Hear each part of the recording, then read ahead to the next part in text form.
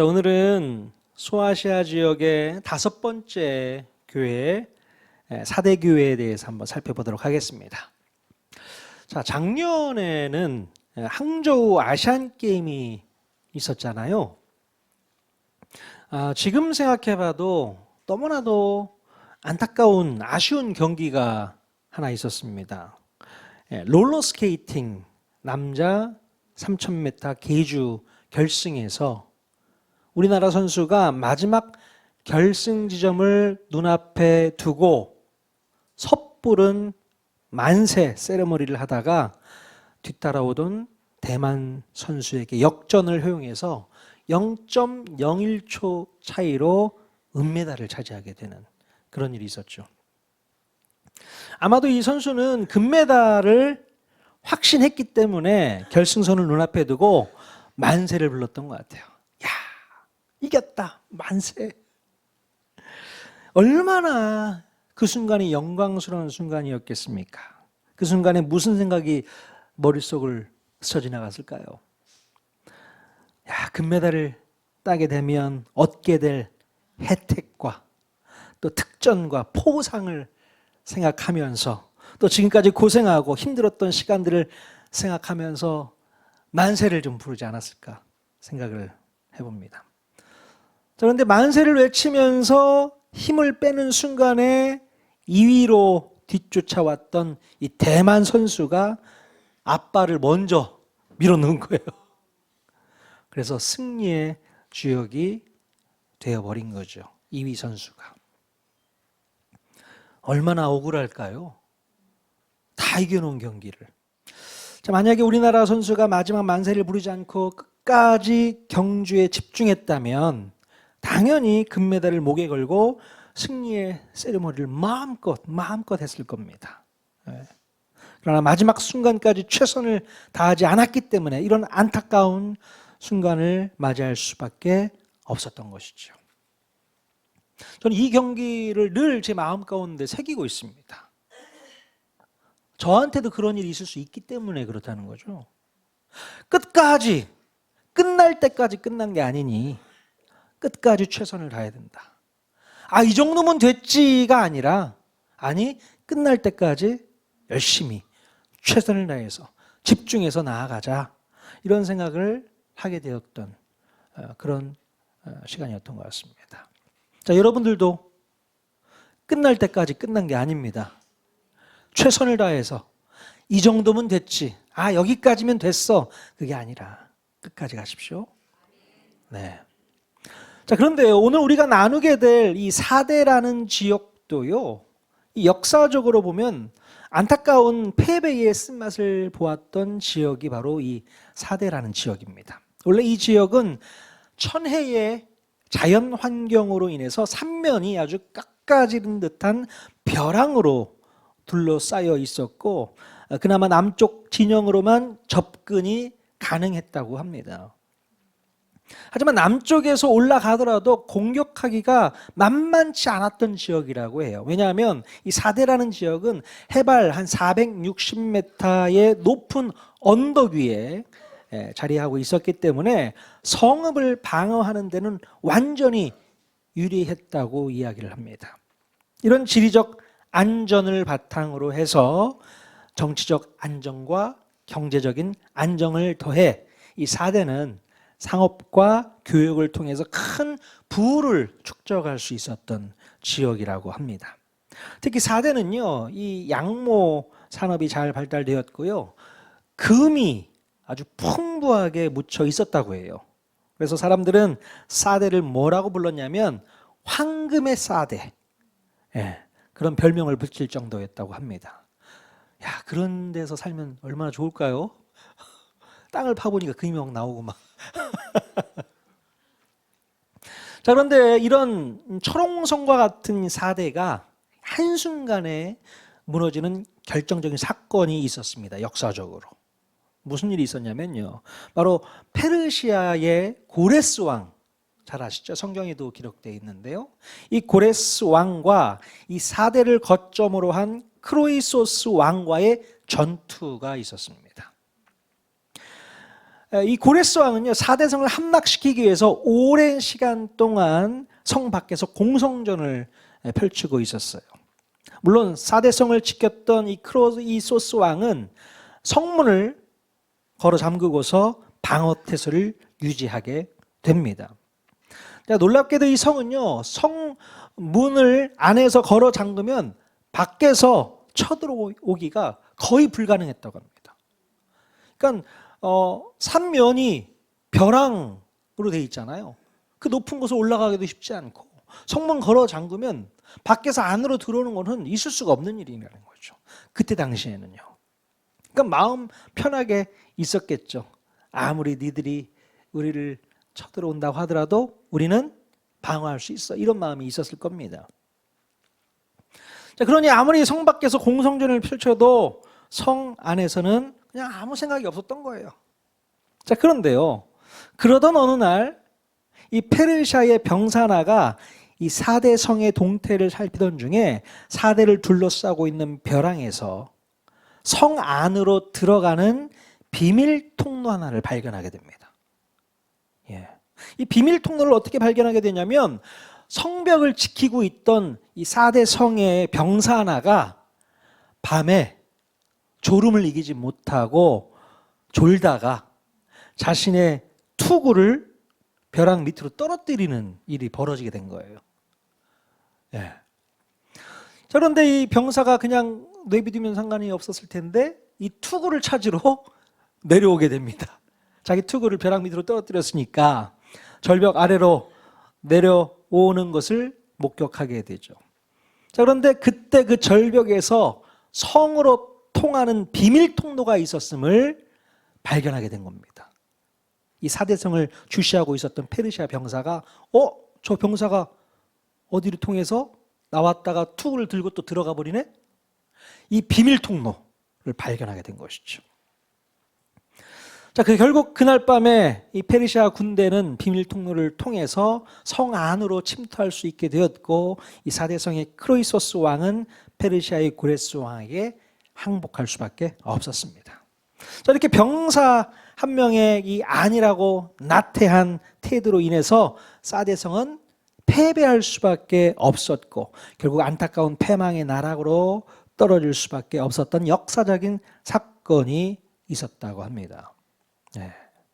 여러분, 이 4대 지역에 살았던 사람들은요, 이 역사적인 사건을 모르는 사람이 없을 정도로 유명한 이야기인데요. 우리 주님은 이 이야기를 빗대어서 이 4대 교회 성도들에게 깨어 있어야 된다, 너희들. 그 얘기를 2번씩이나 반복해서 강조하고 있습니다. 깨어 있어야 돼, 너희들. 예전에 기억하지? 졸다가 어떻게 됐는지 알지? 깨어 있어야 돼. 만약에 깨어 있지 않으면 결국 적들에게 공격의 빌미를 내주게 되고 순식간에 잠식당하고 패망하게 된다는 말씀을 4대 교회 성도들에게 강력히 외치셨던 것입니다. 저 오늘 읽은 본문 말씀에 보면요, 4대 교회는 다른 교회들과는 달리 우리 주님으로부터 칭찬받은 구석이 전혀 없어요. 칭찬을 하나도 못 받습니다. 처음부터 책망만을 듣게 되는 아쉬움을 남기게 됩니다. 다른 교회들을 보면 그래도 한두 개 정도는 먼저 칭찬을 해주고 나중에 꾸중을 하시게 되는데 반면에 이 4대 교회는 처음부터 정신이 바짝 나도록 책망을 하시게 됩니다. 예. 이 4대 교회는 싸대기만 안 맞았을 뿐이지 따끔할 정도로 매맞는 느낌이었을 것입니다. 자, 도대체 이 4대 교회는 무슨 이유 때문에 이렇게 꾸중을 듣게 된 것일까? 한번 살펴보도록 하겠습니다. 자, 일단 먼저 4대 지역에서 일어난 일을 살펴보면 주후 17년경에 그 지역에 큰 지진이 한번 일어났었는데요. 이 일로 인해서 도시가 완전히 무너져 내렸습니다. 그래서 로마 제국은 4대 도시의 재건을 위해서 아주 광범위하게 지원을 해주게 돼요. 몇 년 동안 세금도 면제해주고 또 주요 도로와 수로 시설을 만들어주고 또 여러 중요한 건물들이 건설될 수 있도록 지원을 아끼지 않았다는 겁니다. 그래서 사대는 도시의 그 장엄함을 나타내기 시작을 했습니다. 지진 이후에. 게다가 아까 뭐가 많다고 했죠? 금 생산지로서 경제적인 특수를 누리면서 어느 도시보다 부유하게 발전해 나아갈 수 있는 지역이 되어버렸죠. 자, 그렇다면 이 4대 지역에 속해 있던 이 4대 교회의 분위기는 어땠을까요? 4대 그 도시를 제가 말씀드렸잖아요. 그 도시 속에 속해 있던 4대 교회의 분위기는 어땠을까?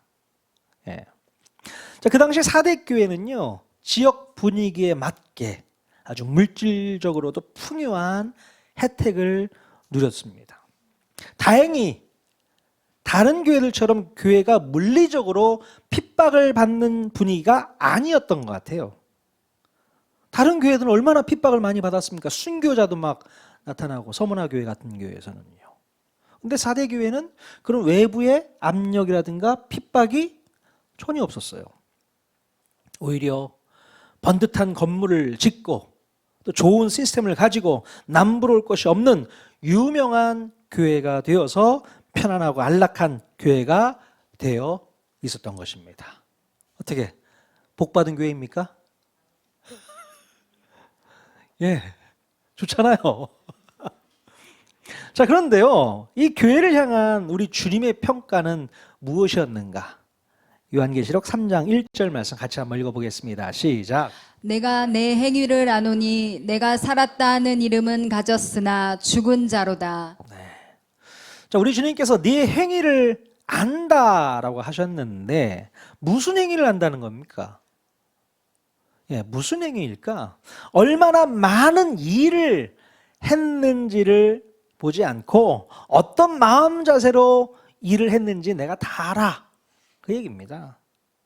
얼마만큼 많은 일이 아니라 어떤 마음을 가지고 했느냐. 그 마음을 보시는 주님이시거든요. 그래서 그들의 마음 자세로 보았을 때에 겉으로는 살아있는 교회인 것처럼 보이지만 실상은 죽어가는 교회라고 우리 주님이 평가하고 계신 겁니다. 자, 우리 주님의 이 4대 교회에 대한 평가는 거의 낙제 점수라고 말할 수 있어요. 겉모습으로 볼 때는 아무 문제가 없는 것처럼 보이지만 말만 살아있지 이미 죽음의 길로 들어서 있다고 평가를 하고 계신 겁니다. 도대체 4대 교회에는 무슨 문제가 있었던 것일까요? 자, 계시록 3장 2절 말씀 같이 또 읽겠습니다. 시작. 너는 일깨어 그 남은 바 죽게 된 것을 굳건하게 하라. 내 하나님 앞에 내 행위에 온전한 것을 찾지 못하였노니. 자, 여기서 보니까 그들은 하나님 앞에서 온전한 행위를 하지 않았다라고 얘기합니다. 온전한 행위를 하지 않았다는 것은 완벽하지 못해서 문제가 된다는 말이 아니라 하나님을 기쁘시게 할 만한 믿음의 행위가 전혀 보이지 않았다는 얘기예요. 경건의 모양은 있지만 경건의 능력은 전혀 없는 삶을 그들이 살고 있었다라는 얘기입니다. 그러니까 잘 사는 동네였기 때문에 교회의 성도들도 재정적으로 넉넉함이 있었을 거예요. 그죠? 그래서 교회 건물도 어마무시하게 잘 지어놓고 여러 프로그램을 마구 돌리면서 사람들을 끌어모으고 또 물질도 펑펑 쓰면서 교회 밖에 사람들을 교회 안으로 데려와서 영적인 서비스까지 제공을 했을 겁니다. 그러니 그런 교회를 보면서 누가 죽었다고 말할 수 있겠어요? 야, 이 교회 괜찮은 교회다. 야, 이런 교회 너무 좋다. 그렇게 생각할 수 있지 않겠습니까? 어느 교회보다도 정말로 살아있는 교회처럼 느껴졌을 겁니다. 그리고 그 교회에 다니는 성도들은 자기 스스로를 뭐라고 생각하냐면 명품 교회의 명품 성도라고 자부심을 느끼면서 다른 볼품없는 교회들과 비교를 했을 거예요. 야, 우리 교회만큼 이런 교회가 어딨어. 야, 우리 교회 명품 교회. 그러니 나는 명품 성도. 이런 자부심을 가지고 있었던 그런 교회입니다. 자, 그런데 여러분, 이 4대 교회가 다른 교회들처럼 외부의 핍박을 왜 받지 않았을까요? 생각해 보셨습니까? 외부의 핍박이 없는 건 너무 좋은 일일 수 있는데 왜 핍박을 받지 않았을까? 왜냐하면요, 핍박받을 짓을 전혀 하지 않았기 때문에 그렇습니다. 핍박받을 짓을 전혀 하지 않았다는 거죠. 그러니까 로마 정부나 그 주변에 있는 유대 종교 지도자들도 4대 교회의 성도들이 전혀 위협적이지 않고 별로 신경이 쓰이지 않았기 때문에 핍박을 굳이 할 필요가 없었던 거예요. 4대 교회의 성도들이요, 편안하고 안락하게 신앙생활을 하면서 영적인 도전이 사라졌고 또 희생과 헌신의 모습이 없어졌습니다. 그러니까 불을 뿜는 온색적인 복음 선포가 사라졌다는 거예요. 그러니 사단이 볼 때도 이게 별거 아니야, 겉만 번지르르 했지 알맹이는 없어. 그러니까 핍박도 없는 거예요. 굳이 뭐하러 힘들어서 핍박해. 그냥 놔두면 알아서 사라져질 거야. 어쩌면 이 교회는요, 전도를 하지 않아도 자연스럽게 사람들이 교회로 몰려왔을지도 모르겠습니다. 왜요?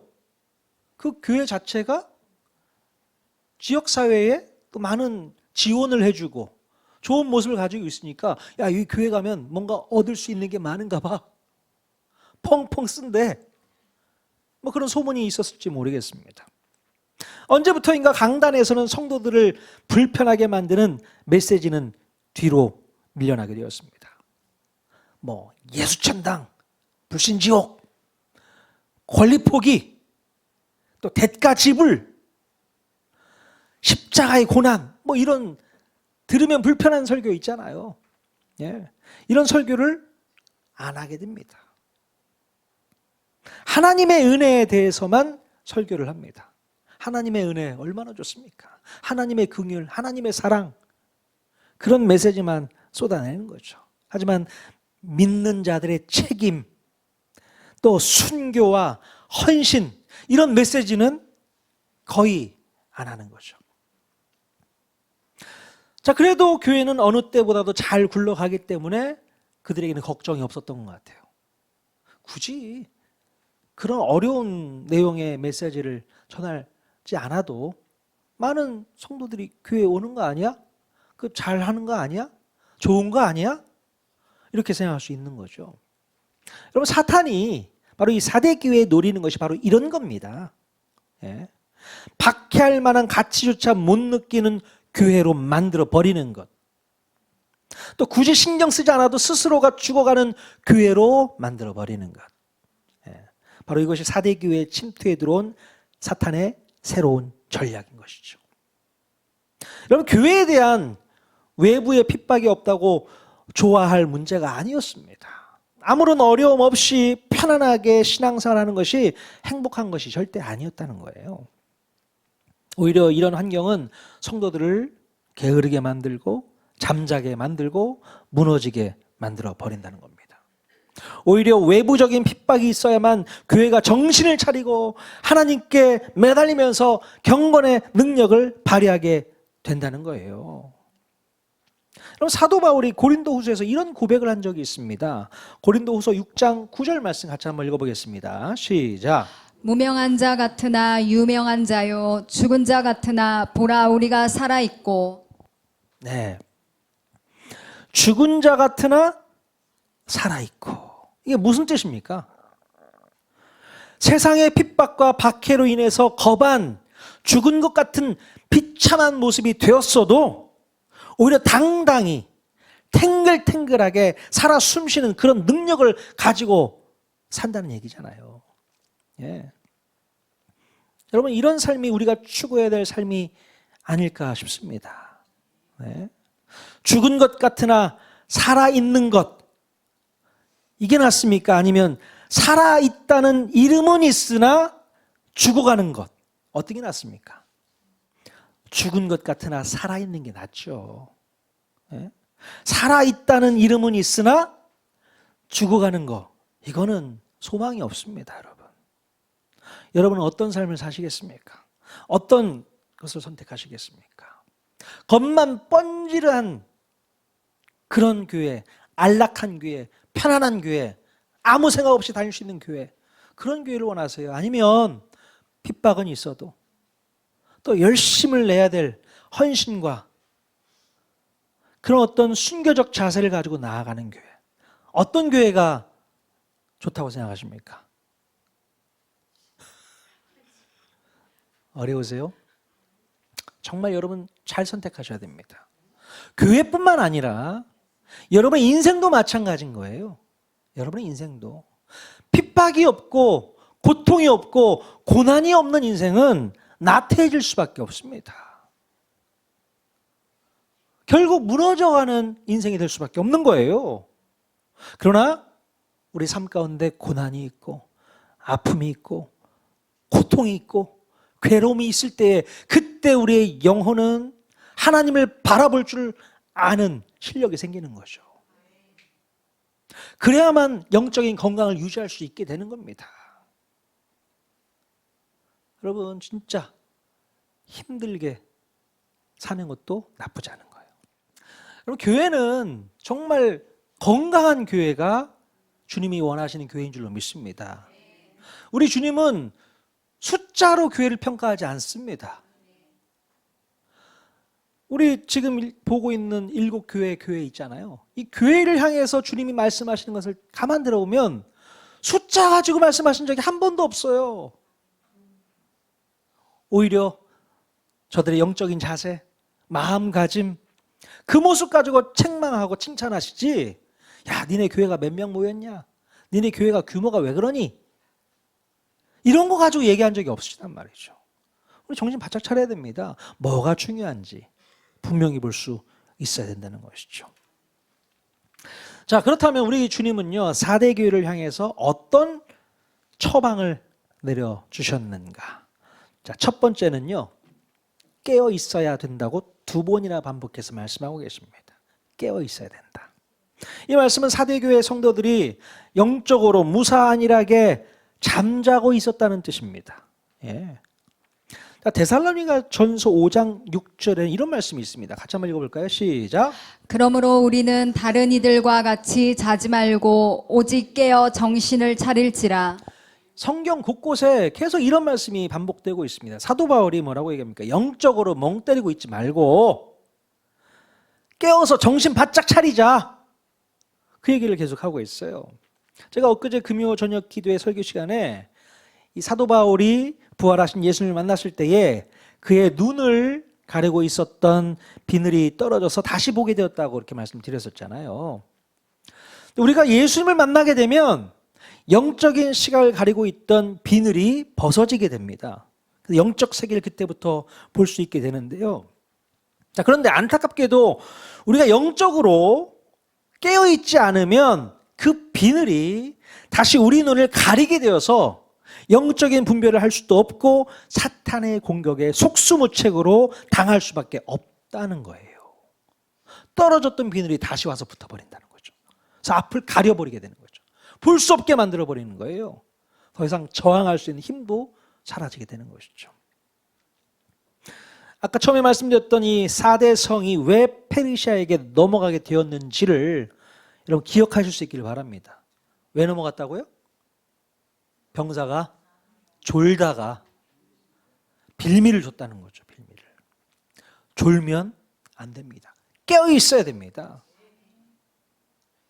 육신적으로 깨어 있는 것도 중요하지만 영적으로 깨어 있어야 된다는 거죠. 늘 정신 바짝 차리고 악한 마귀에게 내가 잡아먹히지 않도록 신경 쓰셔야 됩니다. 그냥 있으면요 금방 잡아먹어요. 밥입니다. 밥. 사단이 얼마나 교묘하게 우리를 공격해 오는데요.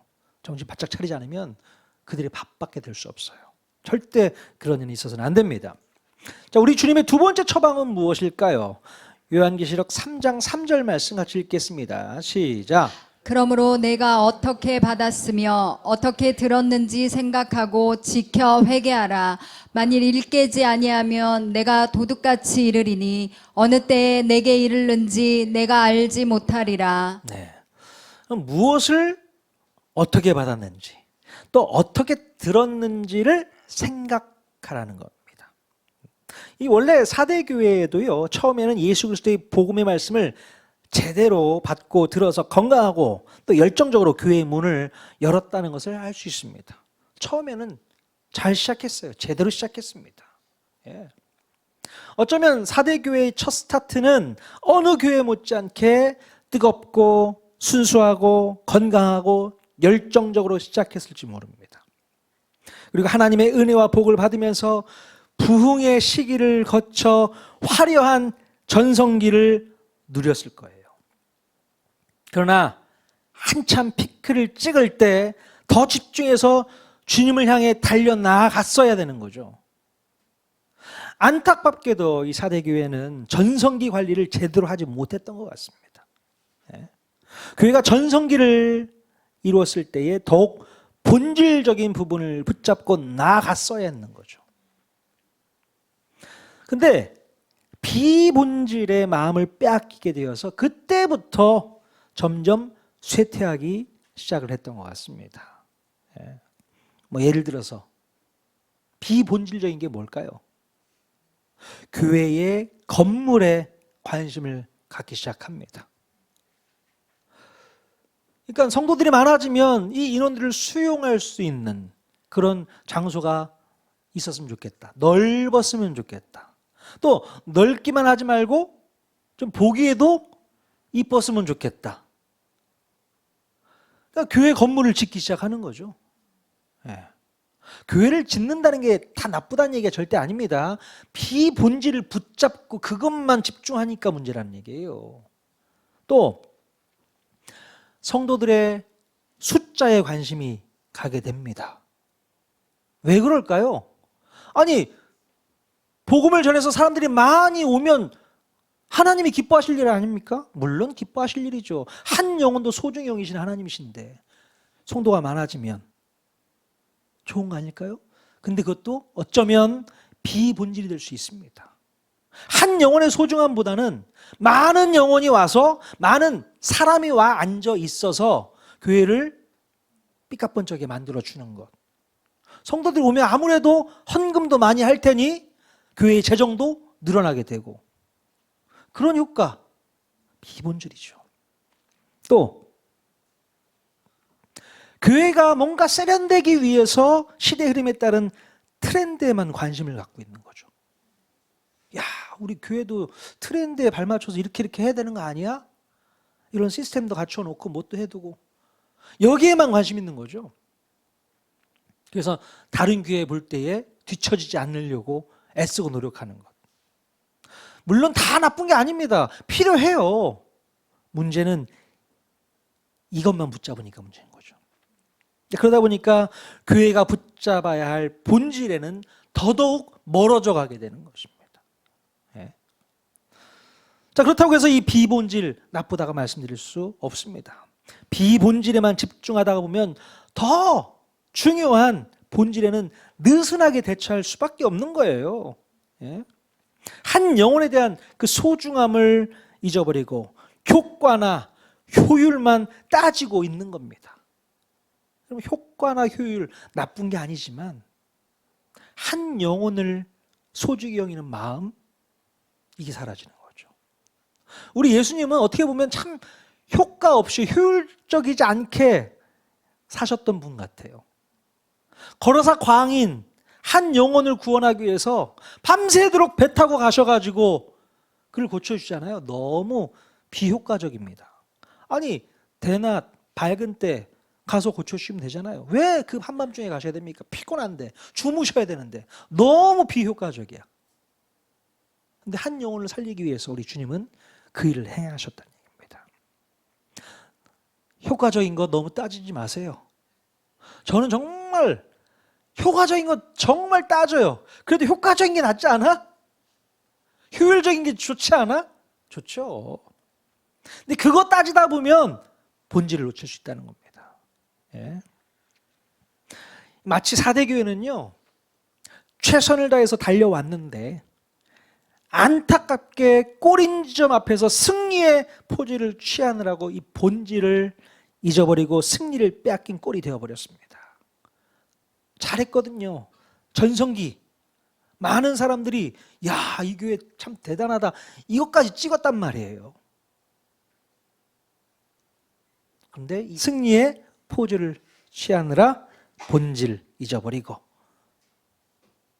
타락의 길로 가게 되는 것입니다. 그래서 우리 주님이 뭐라고 권면하셨습니까?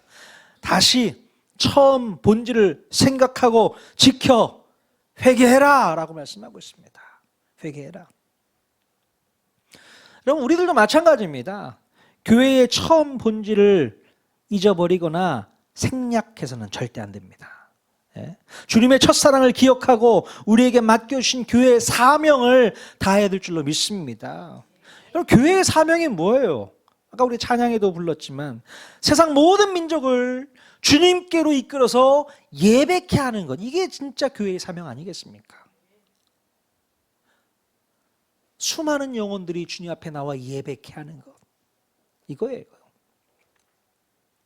자, 그런데 이 사명을 생략하고 다른 엉뚱한 비본질을 붙잡고서 씨름한다면 우리 주님께서 뭐라고 하시겠습니까? 예? 살았다 하는 이름은 가졌으나 죽은 자구나. 정말 무서운 말씀이에요. 살았다 하는 이름은 가졌으나 죽어 있구나. 별 볼 일 없구나. 소망이 없는 거죠.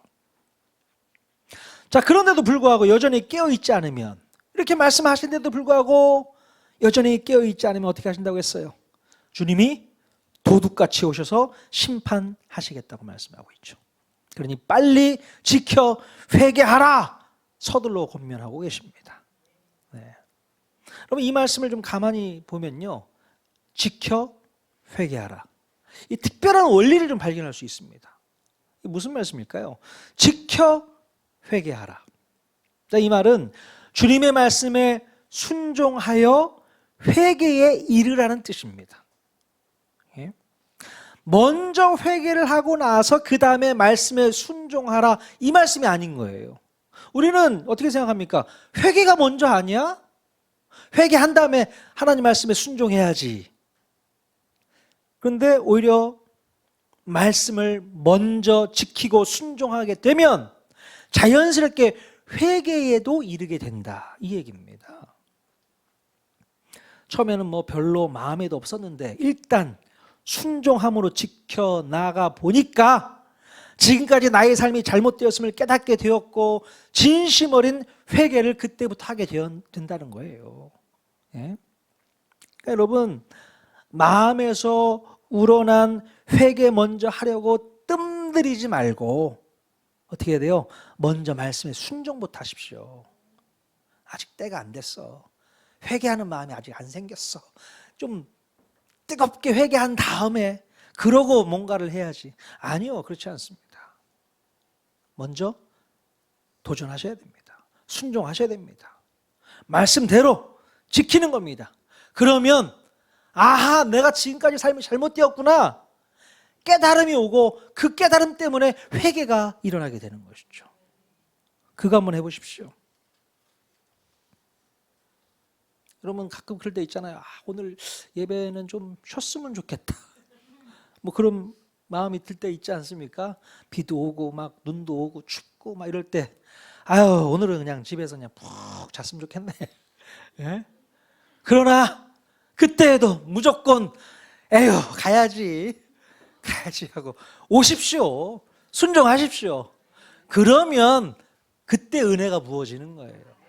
그때 하나님께서 은혜를 부어주시고 아이고, 내가 그때 그 마음 가진 것 잘못한 거네, 회개하게 되는 겁니다. 회개가 그때 나오는 거죠. 여러분, 꼭 실천하십시오. 먼저 도전하십시오. 예.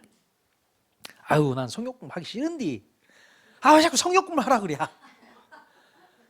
그래도 한번 해보세요. 아이고, 내가 성경 공부 안 했으면 어떡할 뻔했나, 이 생각이 나올 거예요. 예. 자, 그런데 여러분 마지막입니다. 다행히도 사대교회에 옷을 더럽히지 아니한 남은 자가 있었다고 성경이 기록하고 있어요. 자, 계시록 3장 4절 말씀 같이 한번 읽어보겠습니다. 시작. 그러나 사대에 그 옷을 더럽히지 아니한 자 몇 명이 내게 있어 흰옷을 입고 나와 함께 다니리니 그들은 합당한 자인 연고라. 자, 살았다 하는 이름은 가졌으나 죽은 자가 아니라 끝까지 본질을 잊어버리지 않고 영적으로 깨어 있었던 신실한 성도들이 남아 있었다는 거예요.